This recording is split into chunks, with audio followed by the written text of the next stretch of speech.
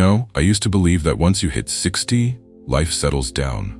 The chaos, the heartbreak, the surprises, all of that belonged to the younger crowd. I figured those days of high drama were behind me, like the old dusty boxes up in the attic. After all, what kind of wild turns could life throw at a 62-year-old man with gray hair, bad knees, and a well-earned pension? Turns out, I was wrong. And not just a little wrong. I was the kind of wrong that hits you like black ice under your feet. One moment you're steady, and the next you're flat on your back staring at the sky, wondering how the hell you got there. Let me back up. My name's George Miller, born and raised in a little town just south of Lake Erie, Ohio. I spent most of my life under the hood of a car, running my own little garage, Miller's Auto and Tire. Nothing fancy, but folks knew me, trusted me. I retired 4 years ago and thought I'd spend the rest of my days fishing in the mornings, sipping coffee at Joe's Diner by noon, and watching sunsets with my wife Susan from our creaky old porch. And that's how life went, for a while. I'd wake up around 6, stretch out the stiffness in my back, let the dog out, and pour myself a cup of strong, no-nonsense coffee. Then I'd pack my tackle box and head to the lake. Fishing was never really about the fish. It was about the quiet. The smell of water and pine, the feeling that nothing urgent was waiting on the other side of the day. By lunchtime, I'd head to Joe's. Same booth, same waitress, same order. Grilled cheese and tomato soup. I'd chat with the other regulars, maybe talk about the Browns or the weather, then head home. Susan would usually be in the garden or inside quilting, humming some old tune from the 70s. We'd have dinner together, maybe watch a little TV, those mystery shows she loves. And if the weather was good, we'd sit outside on the porch and talk. Sometimes we didn't say much, just watched the stars come out. We'd been married 37 years. High school sweethearts. I met her in Mrs. Carmichael's English class when I was 17. She had this wild, curly hair and a laugh that made people turn around in the hallway. I was quiet, always had grease under my nails, and somehow she liked me anyway. We dated, married right out of school, bought a little fixer-upper with a loan from her uncle, and built a life. It wasn't always easy, but it was ours. We raised a son, Eric, who now lives out in Colorado with his own family. We buried our parents, celebrated anniversaries, took road trips in the old RV, and survived more than a few hard winters. Through it all, I never once doubted her. Never imagined she'd lie to me, let alone hurt me. There were no warning signs. No late-night calls, no strange perfume, no distance between us that I could feel. Everything seemed fine, ordinary, comfortably familiar. Until one day, it wasn't. And I'll tell you something else. I used to laugh at those TV dramas where someone finds out their spouse cheated at 60-something. I'd say, come on, nobody's got the energy for that at our age. I thought it was fiction, something cooked up in a writer's room in LA. But the thing about fiction is, it has to feel real to be good. And this felt all too real. It happened on a Wednesday, late October. The leaves were that perfect kind of orange and red that only stick around for a week before the wind carries them away. I'd just come back from the lake, empty-handed, but that wasn't unusual. The bite slows down when the mornings get cold. Still, I liked being out there, wrapped in my flannel, listening to the geese overhead. Susan was in the middle of baking. She always baked when the weather turned. Cinnamon rolls, apple pies, banana bread. Said the smell made the house feel warmer, even before the heat kicked in. I came into the kitchen, boots damp, hands cold, and there it was, her phone. Just sitting there on the counter by the flour jar. Now, I wasn't the kind of husband who snooped, never had been. We'd always trusted each other. We had no secrets, at least I thought we didn't. I only glanced at the screen because it lit up with a message. One of those pop-ups that shows part of the text even when the phone is locked. It read, "Can't stop thinking about that night." My heart stopped. At first I stood there, frozen, like maybe I'd misread it. Maybe it was from our son. Maybe it was a group message, some inside joke. But then I saw the name, Mark Y. Not a name I recognized, not family, not anyone we knew. And then the screen went dark again. I stood there, staring at that black screen, like it held answers. My brain raced. Susan was just in the laundry room, humming to herself, like nothing was out of place. I should have just put the phone down and walked away. Should have chalked it up to spam or a wrong number. But I couldn't. That message hit me like a punch to the gut. When she came back into the kitchen, I pretended everything was normal. I asked about the baking, complimented the smell. My voice sounded strange in my own ears, too cheerful, too fake. She smiled, kissed my cheek, wiped her hands on her apron, and picked up her phone without even looking at me. And then I saw it. That little smile. The kind you try to hide when you read something that makes your stomach flip. I'd seen her smile like that before. Years ago, when we were teenagers and she'd get love notes in her locker. When I'd write her silly poems and leave them on the windshield of her car. But this smile wasn't for me. Not this time. That night, I barely slept. I kept telling myself it was a mistake. Maybe this Mark guy had the wrong number. Maybe it was harmless.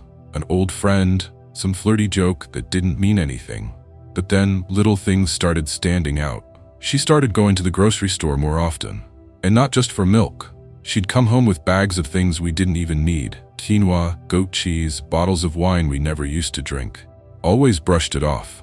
It was on sale, she'd say with a wave of her hand. She began wearing makeup more often. Not a lot, just a touch of lipstick, a little blush. At first, I thought she was doing it for herself. I even complimented her one morning, told her she looked nice. She blushed, said, just trying to keep up with the times. Then there were the messages. I never saw another one directly, but I noticed how often she checked her phone now. How she'd turn the screen away when I walked in the room.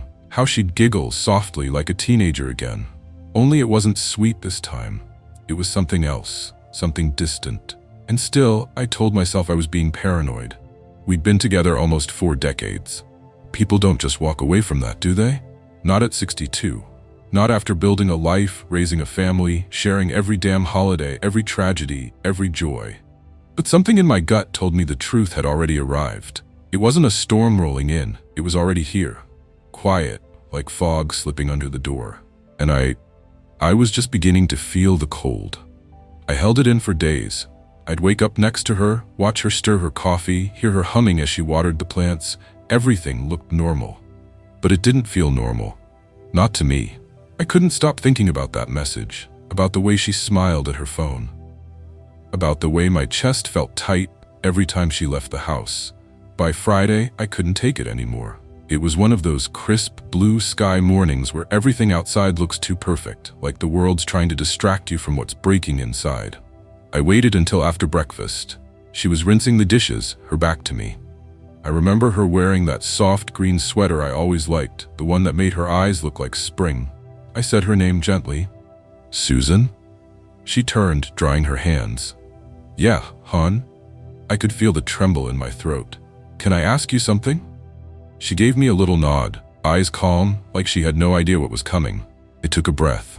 Who's Mark? There was a beat, just one small second, but everything changed in that moment. Her face stiffened, not in surprise, but in quiet recognition, like a secret that had finally been cornered. She didn't pretend, didn't dodge. She just blinked, then covered her mouth with her hand and sat down at the table like her legs had given out. Her eyes welled up with tears, and before I could say another word, she whispered, I didn't mean for it to happen. That's when I knew it was real. It wasn't a wrong number, wasn't spam, wasn't some innocent joke. It was exactly what I feared. She told me his name was Mark Yates. He was 58, a widower. They'd met at her yoga class, the one at the community center she'd started going to back in the spring. She said at first it was just light conversation after class. Harmless, a shared joke about how neither of them could touch their toes. But week after week they started talking more, sitting next to each other during class, walking to their cars afterward. Then one day he asked if she wanted to grab coffee. And she said yes. After that it was lunches, long phone calls, quiet walks by the lake. She said she didn't plan it, didn't go looking for it. But somewhere along the way the line got blurry. Then it disappeared altogether. And then came the part that hurt more than anything. She looked me in the eyes, really looked at me, and said, George, I haven't felt alive like this in years. Not since. I don't know, not since before Eric moved out, not since before the routines took over. Alive. I sat there, staring at the woman I had built my entire life around, and listened as she told me that someone else had made her feel alive. I didn't yell. I didn't throw anything. Truth is, I didn't even cry. I just stood up, walked outside, and got in my truck. I drove straight to the lake, the one we always went to in the summer, the one where I used to take Eric fishing when he was little. I parked by the old wooden dock, sat on the tailgate, and just listened to the wind, the birds, my own breathing. I didn't know what to do. I didn't even know what to feel. Anger, sadness, shame. Mostly I just felt hollow. Like someone had scooped out the middle of my chest and left nothing but a thin shell of a man behind. I stayed there for hours, watched the sky turn from blue to gold, watched the geese fly overhead in their perfect formation. And I thought about all the years, the birthdays, the holidays, the anniversaries, all the ordinary, beautiful moments we had shared that now felt like they belonged to a different life. I didn't know what came next, but I knew nothing was ever going to be the same. The weeks that followed were some of the loneliest I've ever known. I didn't call Eric, didn't tell my friends, didn't even talk to the dog much. I moved through the days like a man sleepwalking, awake but not really living. Susan and I still shared the same house, but it was like a ghost town with 2 residents. She gave me space, slept in the guest room, tried to be polite, but there wasn't much to say. The air between us was heavy, thick with things that couldn't be unsaid. I kept thinking, 37 years, and this is how it ends? I blamed myself at first. I picked myself apart like an old engine. Maybe I got too comfortable. Maybe I stopped making her feel special. Maybe I talked too much about the weather and not enough about her dreams. I even started dressing better, shaving more often, as if maybe, just maybe, it might turn something around. But deep down I knew it was bigger than that. Still, I asked myself the same questions on repeat. Was I not interesting enough? Was I too boring? Too old? Had I just become background noise in her life? I started avoiding the places we used to go together. Didn't show up at Joe's Diner anymore. Didn't go to Sunday service. I even stopped going to the lake for a while, afraid I'd see some memory floating on the water that I couldn't bear. At night, I'd lie awake in the dark, staring at the ceiling, trying to make sense of things. One night, I thought about my father. Funny how those old memories come back when you're hurting. He was a quiet man, like me. I remembered how he shut down when my mom left him. I was 16. He never talked about it, never remarried. He just faded into his routines and let life pass by. I always swore I wouldn't let that happen to me, and yet, there I was. Then something changed. It was a Tuesday morning, cold and gray, the kind that makes your bones ache before you even step outside. I forced myself to go to the lake. I don't know why. Maybe I was tired of the walls of the house. Maybe I just needed to hear the water again. I walked down to the old dock, sat on the edge, legs dangling like a boy waiting for summer. That's when I noticed him. An older man, had to be pushing 70, wearing a faded army jacket and a Red Sox cap. He was already there when I arrived, sitting quietly, casting a line out into the still water. He looked over at me, gave a polite nod. I nodded back. We sat like that for a while, 2 strangers sharing the silence. Then out of nowhere, he said, "You look like a man carrying something heavy." I glanced at him, surprised. "Maybe I am," he chuckled, not unkindly. I carried mine for 10 years before I realized I could just put it down. I didn't ask what he meant, didn't have to. He told me anyway. Turns out his wife had left him at 62, fell in love with a man she met at her art class. Said the same thing Susan did, she felt alive again. He told me how he stopped living for a long time, how he felt invisible, useless, like someone had thrown him out with the trash. Then he said something that stuck with me, something I'll never forget. He said, "Sometimes betrayal isn't the end of your story. It's the door you've been afraid to open." I stared at the water for a long time after he left. I didn't feel better. Not yet. But something inside me shifted, like the first crack of light under a closed door. Maybe he was right. Maybe this pain wasn't the final chapter. Maybe it was the first page of something I hadn't written yet. There wasn't a single moment when everything changed. No lightning bolt, no grand revelation, just a slow, quiet shift, like winter easing into spring. It started with one small decision. I wasn't going to let this be the end of me. The words that old man at the dock said kept ringing in my ears. "It's the door you've been afraid to open."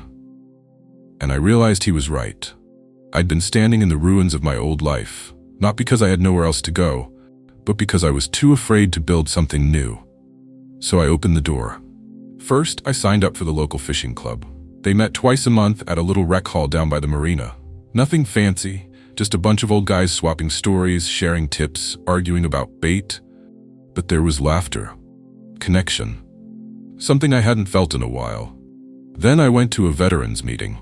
I hadn't been to one since the early 90s. I figured I didn't need it anymore. Turns out I was wrong about that too. Those meetings weren't just about the past. They were about showing up for yourself and for each other. The biggest surprise, though, was when I picked up the phone and called Jimmy Reed. We'd been best friends back in the day, worked together at the garage before he moved to Florida. We lost touch somewhere along the line. 20 years gone in a blink. I didn't expect much. Thought maybe he'd changed or wouldn't even remember me. But he answered on the second ring, said my name like he'd just been waiting for the call. We talked for 3 hours, about everything, about nothing. And for the first time in months, I laughed so hard I had to wipe tears from my eyes. Not long after that, I got a dog. She was a mutt from the shelter, mostly lab, maybe some shepherd in her. I named her Millie after my grandmother. She had big eyes, a clumsy gait, and a tail that never stopped wagging. Every morning, we walked the trails behind the park, rain or shine. She didn't care if I was quiet or if I talked too much. She just trotted beside me like I was exactly the person she wanted to be with. Funny how a dog can remind you of your worth when you've forgotten it yourself. Somewhere along the way, I started writing. Nothing fancy, just little stories from my life. Growing up in Ohio, working in the garage, raising Eric, fishing trips with my dad. I didn't do it for anyone else, just for me. It helped me remember who I was before all of this. And in a strange way, it helped me understand the man I was becoming. About 6 months after that day on the dock, something happened that I didn't expect. I saw Susan in the backyard, watering the flowers. Same way she'd done for decades. But something had changed. Not in her, in me. I looked at her and I didn't feel anger. I didn't feel pain. I just felt peace. We ended up sitting on the porch together that evening. First time in a long while. No tension, no weight. Just two people with a long history, watching the sun dip below the trees. We talked, really talked. She told me she was still seeing Mark, that he made her happy. I didn't flinch. I didn't feel the sting I thought I would. Instead, I nodded and told her I was glad she found what she was looking for. Then I thanked her. I thanked her for being honest with me, for not pretending, for giving me the painful truth that eventually set me free. She looked surprised, maybe even a little emotional. But she didn't say much. She didn't have to. We sat in silence for a while after that. Two old souls, each walking their own path now, but still able to share a quiet moment together. And for the first time since it all began, I felt like myself again. Not just George the husband or George the mechanic, just George. And that was enough. They say that life slows down after 60. That by the time you reach your golden years, most of your big stories are already behind you.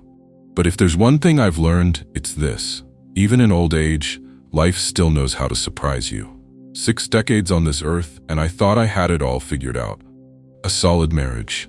A quiet retirement, a routine I could count on like clockwork. I never expected betrayal, never expected heartbreak, certainly never expected to rebuild myself from the ground up. But here I am. And strange as it sounds, I don't look at it as a tragedy anymore. Not entirely. Because out of that pain came clarity, and freedom, and the kind of growth I didn't think was possible at this stage in life. I didn't lose love, I just had to learn what it really meant. See, for a long time, I thought love was about consistency, about showing up, day after day, doing the right thing, keeping the peace. And yes, those things matter. They matter a lot. But I also learned that love isn't something you can coast through, not if you want it to stay alive. And sometimes, when love changes or slips through your fingers, it's not because you failed, it's because life is asking you to grow in a different direction. That's one of the hardest lessons, that right there. Betrayal doesn't make you unworthy of love. It just means that chapter is over, and maybe, just maybe, a better one is waiting. I also learned this. Sometimes loss is the very thing that strips away the parts of you that were holding. It forces you to look in the mirror and ask, Who am I, really? Without the titles, without the roles, without the routine. And if you're willing to face that question with honesty, well, you just might meet someone stronger than you ever knew existed.